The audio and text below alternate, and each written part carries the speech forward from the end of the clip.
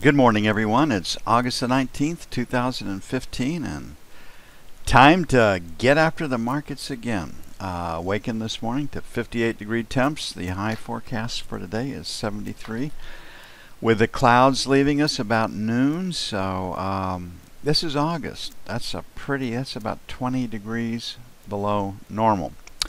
I guess it's that man-made climate change that's impacting us here. Or Reg is dumping a lot of that Canadian cold air down upon us. So we're going to start today. It's Wednesday. It's FOMC minutes day. Both markets, the treasuries and the stock markets, will be poring over those minutes to see if the Fed has changed their stance. And I think the Fed's doing a magnificent job, right? You know, one day we're going to raise rates. The next day, well, can't raise rates. They're holding the market in a range. And it's just, anybody that looks at this says, you know, if the Fed does raise rates and is not prepared to buy every stock in America on every downtick, then the one bright spot in the economy, the one thing that gives people hope that things could turn around, will be taken away from it. So we'll have to see what kind of games the Fed plays. So hawkish, stock market should sell, which would support treasuries to a point. Would probably buffer the selling, raising interest rates. The treasuries have already corrected quite a bit for that. Would probably trade down too. So that's the biggest piece of news today. CPI is out first. Both CPI core and core are forecast at plus 2/10. This number could come in higher than forecast if the recent history is a guide. Then crude inventories minus 0.6. The APIs drew 2.3 million barrels. That was countered by a build in inventories at Cushing, though. And then FOMC minutes. And I'm sure we'll have the usual splits, those in the same group in favor of raising rates, the same group in favor of leaving them where they are right now. So CPI will be first, and then the more important piece of news, FOMC, comes out this afternoon. So I think that gives us a trading range. Option expiration is on Friday, and on the 10-year we're looking at 127, 128. So mathematically it closed at 127.16 on Friday is what the math would tell us. And right now we're at 127.16. So I see a seller at 20 to 28. I see a buyer at 4 to 12. So fairly aggressive, but it's where resistance is. 19 to 23, sell 1. 27.31, sell 2. On the buy side, 9 to 13, it's where support is. And then 1 to 5.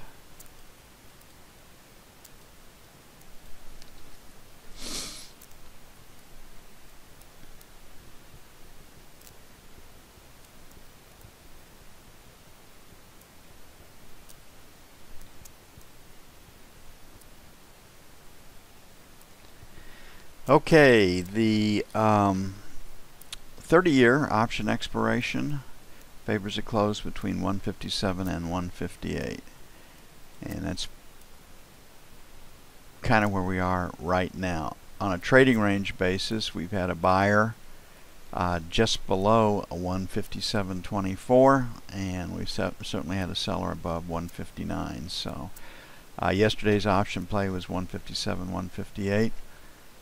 If you look at the structure right here, you would guess a close in the 58.16 area, so we'll have to see how that plays out. On the buy side, it's a B pattern, a little aggressive on the buy side, but it's where support is, 17 to 21, and then 5 to 9 for buy 2. On the SL side, 3 to 7. And then we'll open it up to 15 to 19.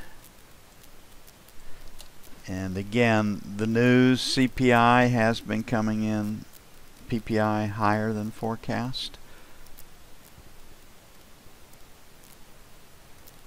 And that could be the case today, and if that is the case, it should take us down a bit. But option expiration, the play yesterday was 157 puts and 158 calls, so we expect that to hold. 105 degrees in Southern California. Nancy. Yeah, I saw that along the beach. It was even high too. It is summer, but we're much cooler here than we should be. Okay, we had circled the 115 area yesterday. Didn't know if we could, because we'd rejected prices pretty handily below 14. Right in this area, that's rejection. And we had a P pattern. We were hoping to buy 10s to 12s. Our first sell yesterday was in the 20 area plus or minus, then 25 plus or minus. So that's kind of where we are right now. So London's highs at 23. We get back up there, I think they'll get stops above the London high. So 24, 26, sell 1. And then 29, 31, sell 2. And you can see how low the volume is in this area right here, starting at 26 all the way up to just under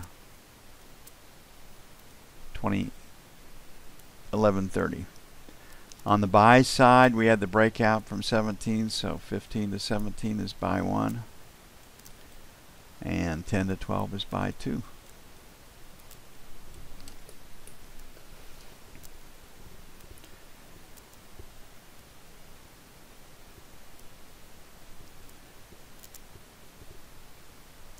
Bank of America put out the report that gold is finally undervalued. Now, from a production standpoint, the worst mines out there, it takes them about $1,300 per ounce to produce it.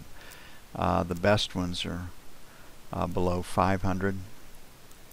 So, based on the cost of production, anything, if you look at the worst or the highest cost producers, anything below $1,200 is a bargain, but there are people out there that produce it for less. And a lot of people don't know this, but a lot of gold is a byproduct from the production of other metals, so, and other mines. And so I know Jim Rogers, if it ever gets down to 1,000, he's a buyer. We'll see if we get it down to that point. It takes some central bank intervention to get us there. And they're the only ones that come in and just really whack the market, and probably done for two reasons. One, to disguise or cover inflation, and the other one is to make all those people that invest in gold and silver think about investing in gold and silver. They might lose money. 1025, support 1 for the euro, buy 1. 110 even, buy 2. The market is trying to trade lower, so stops below 110 I think is a reasonable play. 50 to 60, sell 1. And 75 to 85, sell 2. Still see the euro trading lower over time, because Europe has figured out that if they're going to export outside the European Union,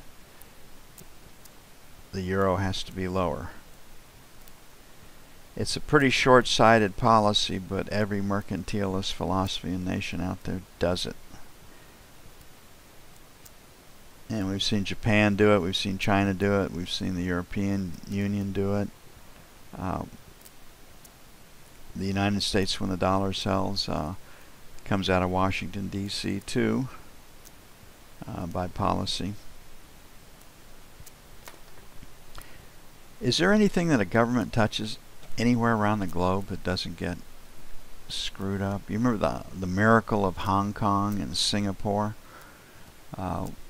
Low taxes, very little in the way of regulations.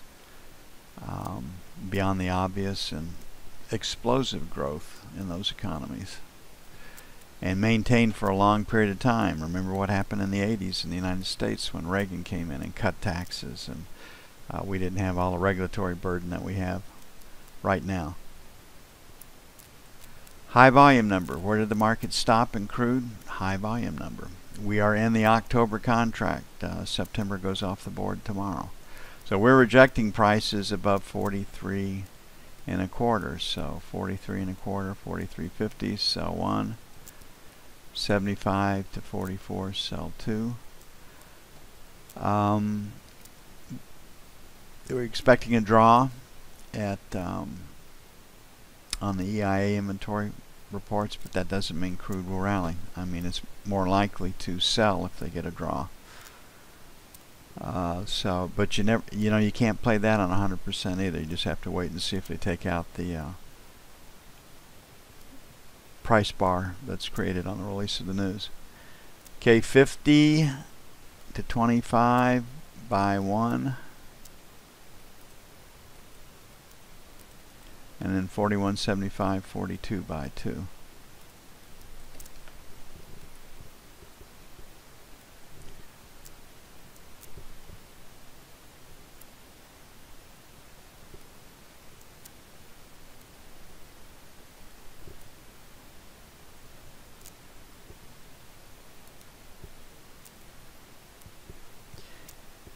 And the E-mini.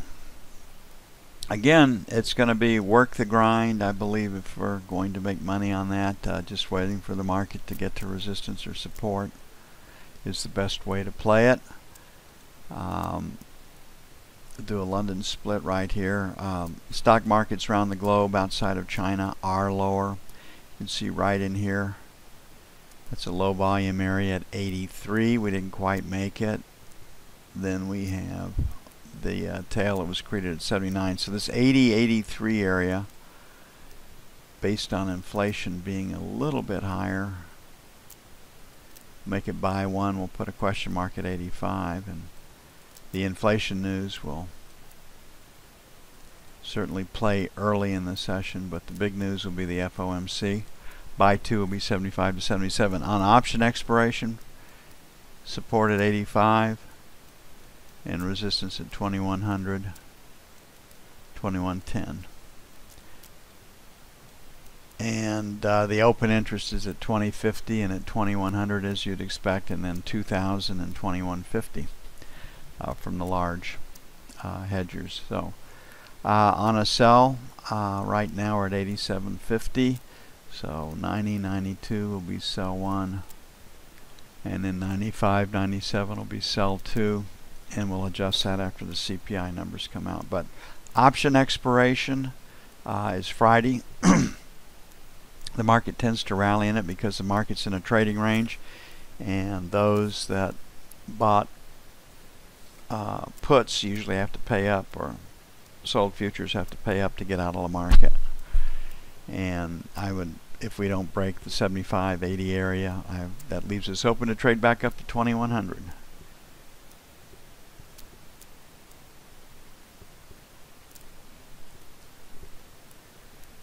Okay, it'll take a bit to get everything up and posted. I'm going to get busy on that. I'll be back with you as soon as possible. See you then.